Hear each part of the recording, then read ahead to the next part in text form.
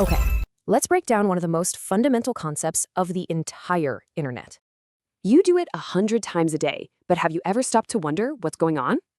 To get this, you don't need to know any code. Just think about ordering lunch.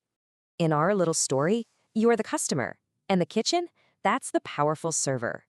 So that makes your phone or computer the client. It's the one placing the order. It all starts with you wanting something, like a web page.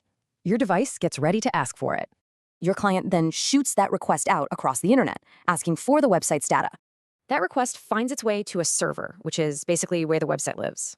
Now, the server finds exactly what you asked for and packages up a response. And just like that, it sends all that data right back to your device.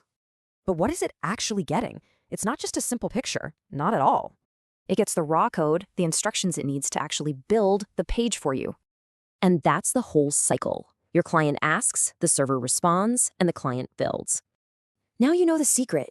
Think about it. Your email, your apps, you use clients everywhere. If you learned something new in this video, hit that subscribe button. See you in the next bite.